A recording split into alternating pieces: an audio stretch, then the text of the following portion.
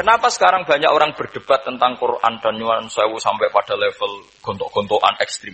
Karena mereka nggak mau belajar ulumul Quran. Kegiatannya debat, tukaran. Yang bingung kita, yang waras ngalah lah kira-kira gitu. Ini nggak pernah ngaji Quran, gegernya. Ya kacau. Ada ulumul Quran, jadi namanya kitab Al-Itqan. Dan itu dibukukan oleh ulama. Dan gampang sekali.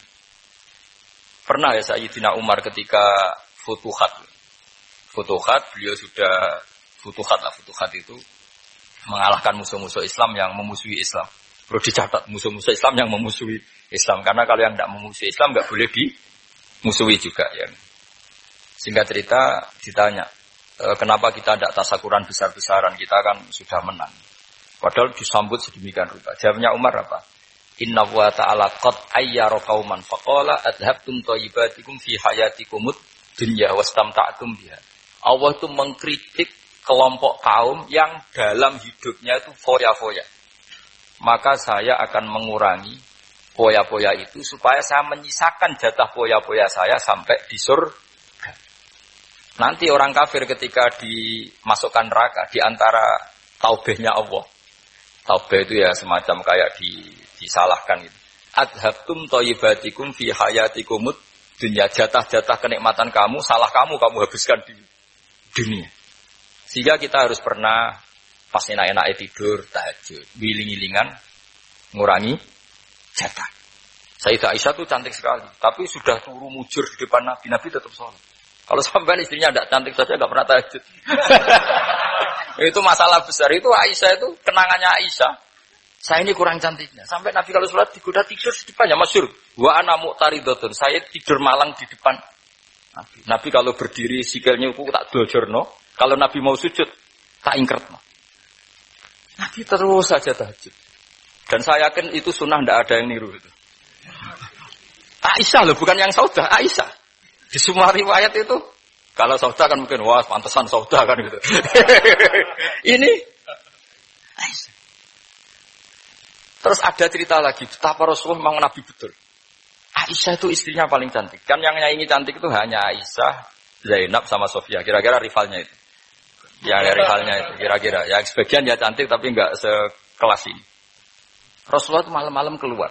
Terus pikiran Aisyah, pasti ke sebagian rival saya. Doroh itu maru. Coba. Dibuntuti sama Aisyah. Nabi enggak tahu kalau dibuntuti Aisyah. Ini hadis riwayat doa masuk kuburan. Maka, jadi hadis itu ya unik. Kalau enggak di tangan ulama itu jadi kacau.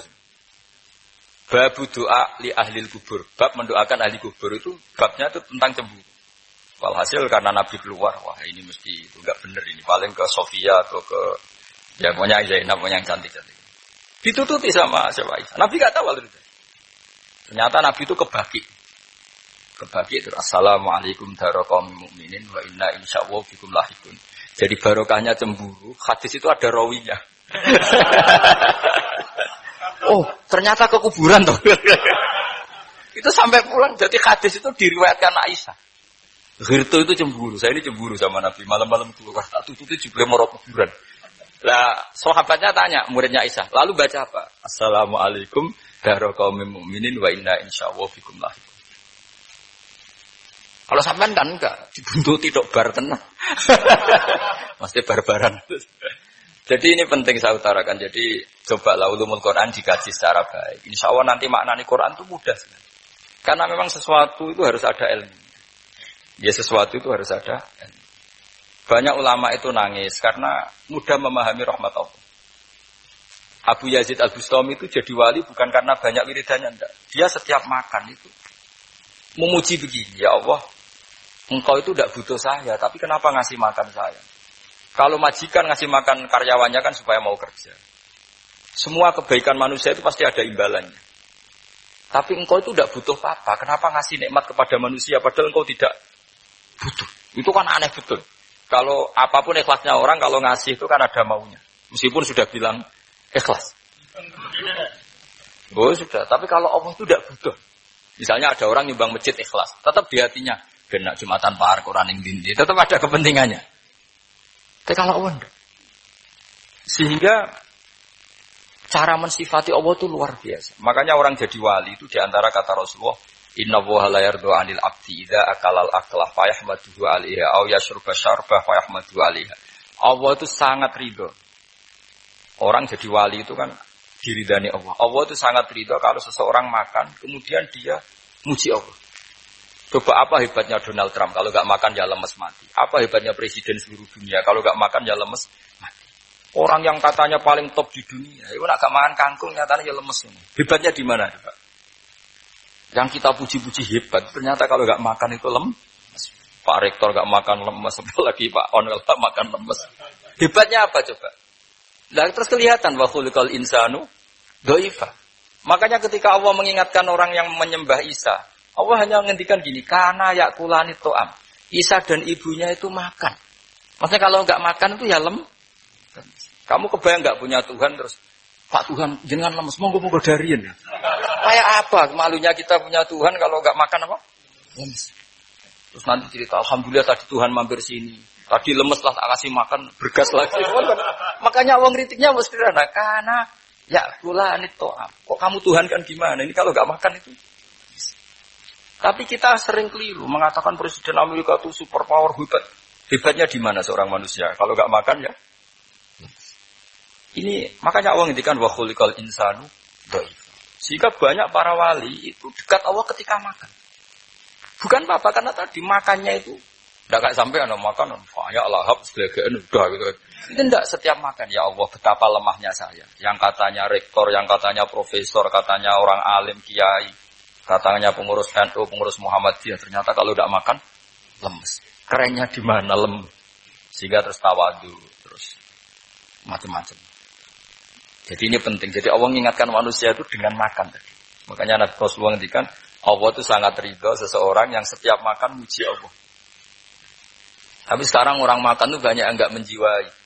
Karena ada aturannya sebetulnya, ngunyahnya sampai sekian kali. Ya, tapi sekarang kan sudah ada seperti itu. Makanya sekarang wali sudah enggak banyak. Pendaftarnya juga sudah ada banyak. Apalagi orang-orang intelek itu sudah enggak tertarik daftar wali. Memangnya kalau sudah jadi wali dapat uang, malah repot lagi kalau seperti itu. Tapi ini saya cerita orisinilnya ilmu Quran. Ketika Allah mengkritik Isa itu hanya ketika dituhankan maksudnya. Itu hanya dengan kalimat kana yakulan itu Isa dan ibunya sama-sama. Dan ketika Allah memuja Rasulullah SAW dan para nabi, itu pujaannya itu aneh. Wa ma arsalna qablaka minal mursalin illa innahum la ya'kuluna ta'ama wa yamshuna fil aswaq. Saya tidak pernah menugaskan para rasul kecuali mereka itu ya makan dan jalan-jalan di pasar. Saya sampai sekarang hampir tiap minggu itu jalan-jalan ke pasar sama anak saya. Meskipun saya di Rembang gitu gede itu, tetap biasa saja jalan-jalan ke pasar. Karena apa? Kata Rasulullah Muhammad, Isa itu sampai dituhankan, itu gara-gara jarang makan. Terus orang memitoskan macam-macam. Rasulullah itu kalau makan itu di depan umum, sering di luar rumah. Supaya kelihatan kalau beliau itu manusia. Jadi makannya Nabi adalah nafyun li uluhiyati. Perlu dicatat Nabi Muhammad jadi Nabi setelah dengan tanda kutip tragedi Isa dituhankan.